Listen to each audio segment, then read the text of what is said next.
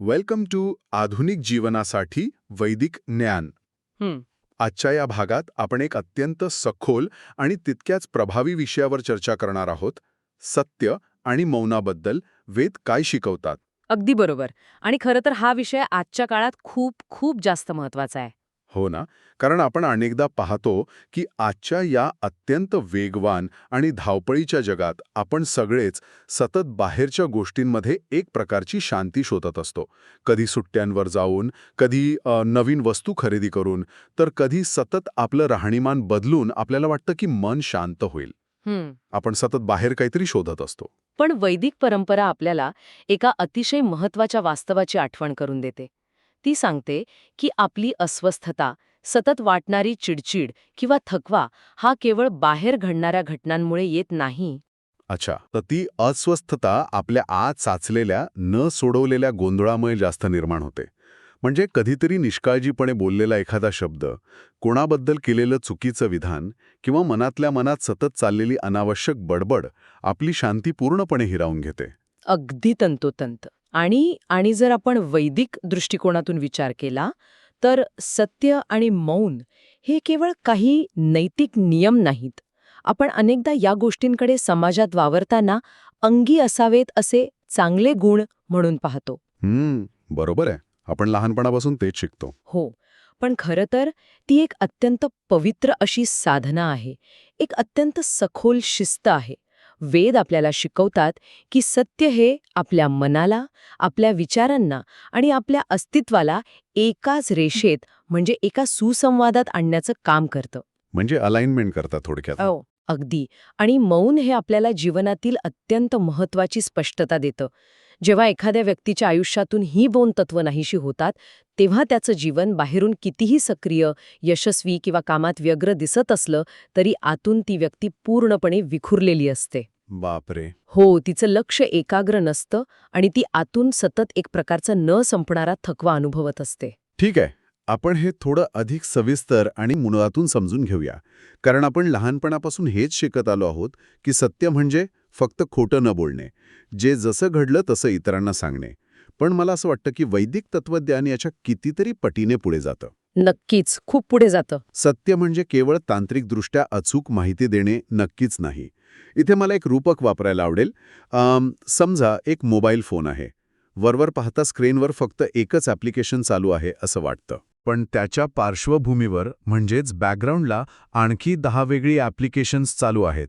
ती ॲप्लिकेशन्स डोळ्यांना दिसत नाहीत, पण ती फोनची सगळी बॅटरी आतून पूर्णपणे संपवून टाकत आहेत. अगदी बरोबर. असत्य वागणे, खोटे बोलणे किंवा नसलेला मुखवटा जगासमोर धारण करणे हे अगदी असंच काम करतं असं नाही का? ते बाहेरून दिसत नाही, पण ते आतली सगळी ऊर्जा शोषून घेतं. हे अत्यंत समर्पक रूपक आहे. आणि यामागील जे मानसशास्त्र आहे ना, ते खऱ्या अर्थाने रंजक आहे. अच्छा, ते कसं? जेव्हा कोणी खोटं बोलतं किंवा खोटं आव आणतं, तेव्हा खऱ्या अर्थाने काय घडतं? तर त्या व्यक्तीच्या मनाचं विभाजन होते. मनाचे तुकडे पडतात. खोटं बोलणाऱ्या माणसाला मेंदूच्या पातळीवर सतत एक मोठं ओझं वाहावं लागतं. त्याने कोणासमोर कोणता मुखवटा घातला होता, कोणाला कोणती कथा सांगितली होती आणि मूळ सत्य काय होतं, या सगळ्याचा ताळमेळ त्याला सतत ठेवावा लागतो. म्हणजे ती एक सतत चालणारी मानसिक कसरतच असते. हो तर. त्याची खूप मोठी मानसिक ऊर्जा फक्त ते खोटं टिकवून ठेवण्यासाठीच खर्च होत असते. यामुळे मनाची जी एक नैसर्गिक पारदर्शकता असते, जो एक सहज साधेपणा असतो, तो पूर्णपणे नष्ट होतो. याउलट सत्य हे जीवनाला एकसंध करतं. ते विचारांना एकाच पातळीवर आणतं. वैदिक ऋषीमुनींनी सत्याला इतकं अनन्यसाधारण महत्त्व दिलं, ते यासाठी नाही की त्यांना समाजाला कठोर बनवायचं होतं, तर त्यांना हे पूर्णपणे माहीत होतं की असत्यामुळे माणसाची स्वतःचीच जाणीव-धूसर होते. म्हणजे सत्य ही केवळ एक सामाजिक गरज नाहीये. अजिबात नाही. ती एक अशी आध्यात्मिक शक्ती आहे, जी मनाला या सगळ्या अनावश्यक ओझ्यातून पूर्णपणे मुक्त करते. हे ऐकायला खूप छान वाटतं, पण प्रत्यक्ष जीवनात त्याचा अवलंब करणं मला थोडं कठीण वाटतं. कारण अनेकदा आपण छोट्या छोट्या गोष्टींत खोटं बोलतो आणि ते मुद्दाम कोणाचं नुकसान करण्यासाठी नसतं. बरोबर आहे. अगदी एखाद्याला न दुखावण्यासाठी हो म्हणणं, जेव्हा आतून स्पष्ट नाही म्हणायचं असतं, किंवा आतून प्रचंड राग किंवा दुःख असताना बाहेरून जगासमोर खोटं हसणं. आपण याला व्यावहारिक शहाणपण म्हणतो. मग अशा प्रकारची वागणूक सुद्धा आपल्या मनाला कमकुवत करते का? नक्कीच करते. आणि याच अत्यंत सूक्ष्म गोष्टींकडे वेद आपलं लक्ष वेधून घेतात. सत्य म्हणजे फक्त तोंडाने खरं बोलणं नव्हे, तर विचार, शब्द आणि कृती या तिन्हींमध्ये एकवाक्यता असणं. विचार, शब्द आणि कृती. अच्छा. हो, जेव्हा सोयीसाठी, इतरांची मंजुरी मिळवण्यासाठी, भीतीपोटी किंवा स्वतःचा बचाव करण्यासाठी सत्याशी तडजोड केली जाते, तेव्हा माणूस स्वतःच्याच मूळ केंद्रापासून दूर जातो. आणि मग जगभर जरी स्तुती होत असली तरी यातून शांतता मिळत नाही. कारण अस्तित्वाला माहीत असतं की हा उभा केलेला डोलारा एका भक्कम आणि खऱ्या पायावर उभा नाही. खरंय. जेव्हा सत्याचं आचरण केलं जातं तेव्हा सुरुवातीला कदाचित संघर्ष वाटेल, पण त्यामुळे मनातील गुंतागुंत कायमची कमी होते. स्वतःचा अहंकार कुठे शब्दांवर ताबा मिळवत आहे हे स्पष्ट दिसू लागतं.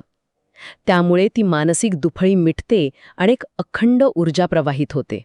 इथेच हा विषय खऱ्या अर्थाने अधिक रंजक आणि थोडा गुंतागुंतीचा होतो. कारण जर सत्यामुळे आपले शब्द आणि मन इतकं शुद्ध आणि एकसंध होत असेल, तर मग या सगळ्यात मौनाचे महत्त्व काय? मौन म्हणजे फक्त ओठ मिटून बसणं का?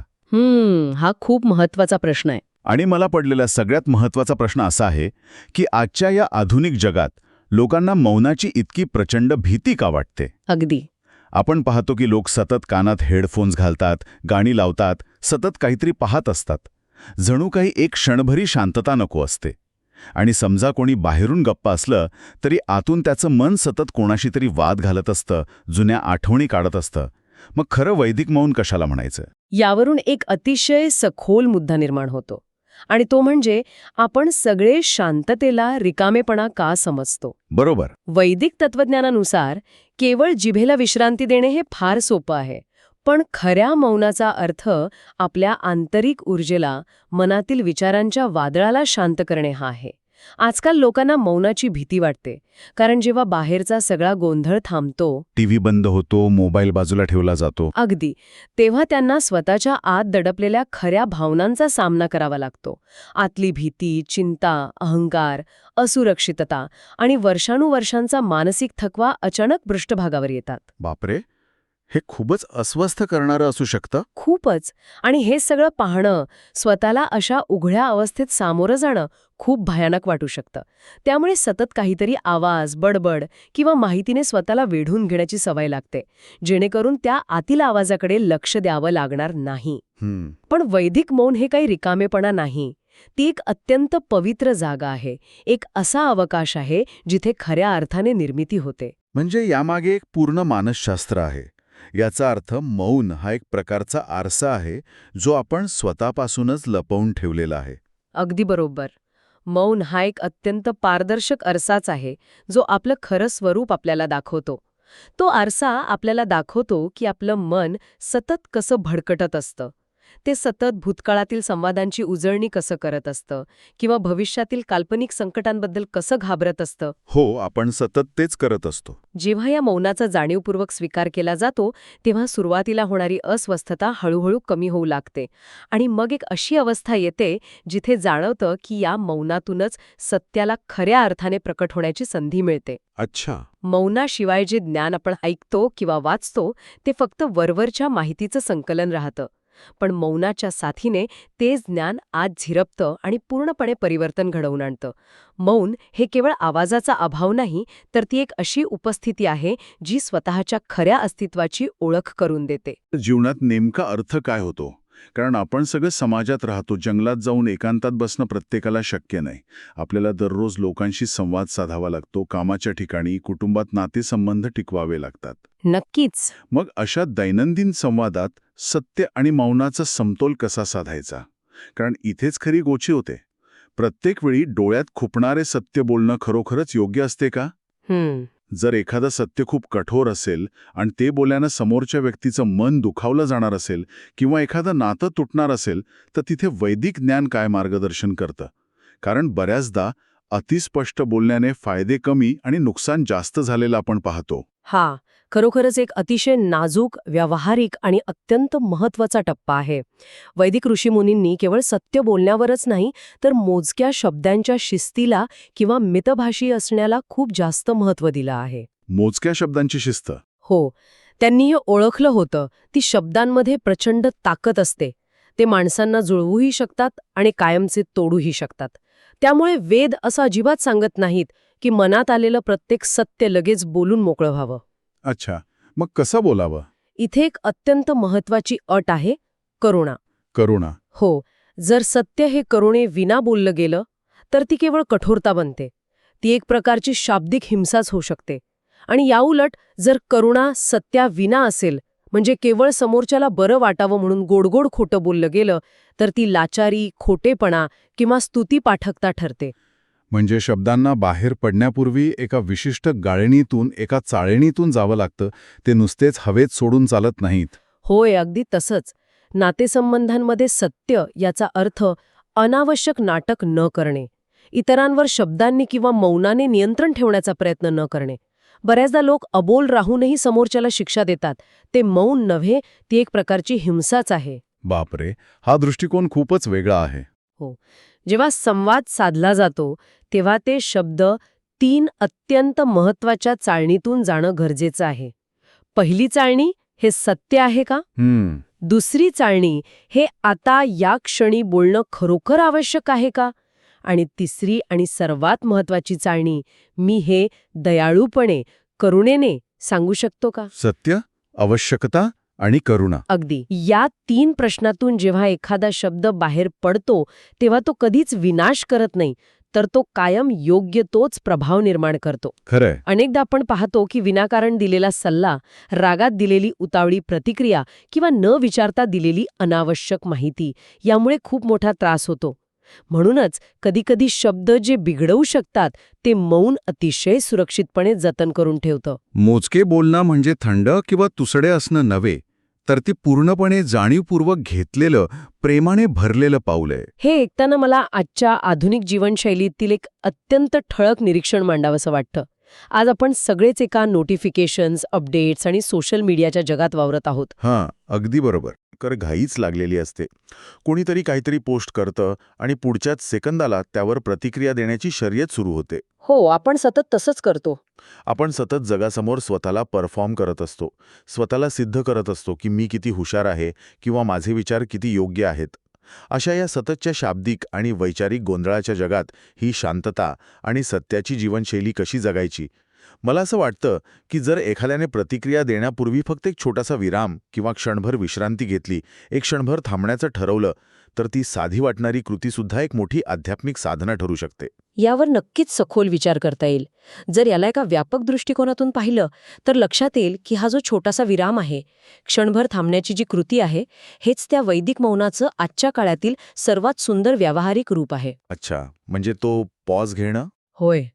जेव्हा प्रत्येक रिकामी जागा, प्रत्येक मोकळा क्षण शब्दांनी किंवा मोबाईलच्या स्क्रीनने भरून काढणं जाणीवपूर्वक थांबवलं जातं, तेव्हा जीवन खऱ्या अर्थाने अत्यंत सोपं आणि हलकं होतं. कारण आपण आधी चर्चा केल्याप्रमाणे मग खोटे मुखवटे सांभाळण्याची गरज उरत नाही.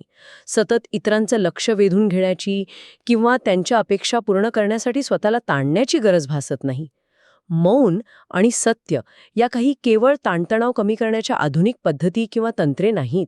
मग त्या काय आहेत? त्या आपल्याला आपल्या खऱ्या आणि मूळ स्वरूपाशी जोडणाऱ्या नाड्या आहेत. जेव्हा आपण तो विराम घेतो तेव्हा आपण जगाच्या वेगातून स्वतःला वेगळं करून आपल्या आतल्या लयीशी जोडले जातो.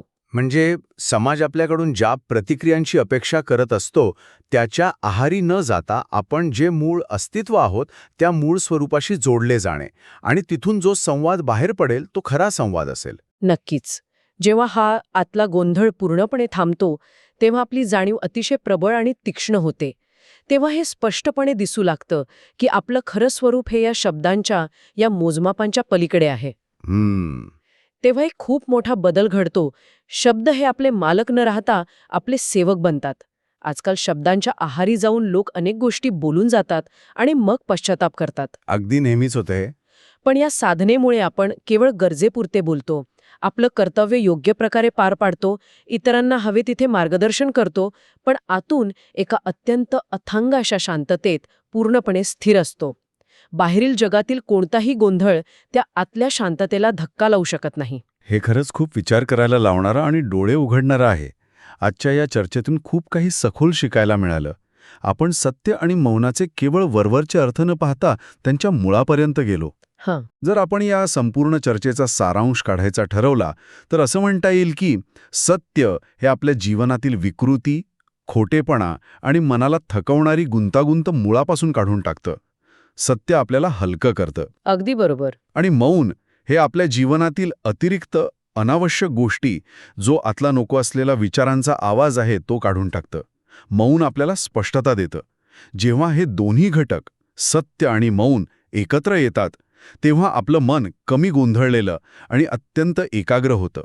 आणि अशा एकाग्र मनातूनच खऱ्या अर्थाने आनंदी आणि अर्थपूर्ण जीवनाची सुरुवात होते. आणि सगळ्यात महत्वाची गोष्ट म्हणजे हे सर्व साध्य करण्यासाठी आपल्याला घरदार किंवा जग सोडून जंगलात जाण्याची अजिबात गरज नाही. हो, ते तर सगळ्यात महत्वाचं आहे. किंवा कोणाशीही न बोलता पूर्णपणे एकांतवासात राहण्याचीही गरज नाही. आपल्याला फक्त आपल्या दैनंदिन जीवनात थोडं अधिक जागरूक व्हायचंय. आपल्या स्वतःच्या विचारांबद्दल आणि शब्दांबद्दल पूर्णपणे प्रामाणिक राहायचंय. त्या क्षणांचा आदर करायचा आहे. त्या प्रत्येक मोकळ्या क्षणाला लगेचच कोणत्याही आवाजाने किंवा विचारांनी भरून काढण्याची घाई करायची नाहीये. म्हणजे नुसतंच त्या क्षणासोबत राहायचं. होय, ती मोकळी जागाच आपल्याला आपल्या खऱ्या अस्तित्वाची ओळख करून देईल. हे अत्यंत सुंदररित्या मांडलं आहे. आपण आयुष्यात जी शांती मिळवण्यासाठी बाहेरच्या जगात सतत धावपळ करत आहोत, ती शांती कदाचित कुठेही बाहेर नसून आपल्या आतच अत्यंत संयमाने आपली वाट पाहत असेल. अगदी खरंय. तिला बाहेरच्या कोणत्याही साधनाची गरज नाही. तिला फक्त गरज आहे ती आपल्या खऱ्या प्रामाणिकपणाची आणि एका अर्थपूर्ण मौनाची. या विचारधारेवर नक्की सखोल विचार करा. आज आपण इथेच थांबूया. आपण पुन्हा भेटूच एका नवीन आणि तितक्याच रंजक विषयासोबत. तोपर्यंत आपल्या आतली ही शांतता अनुभवण्याचा नक्की प्रयत्न करा. धन्यवाद.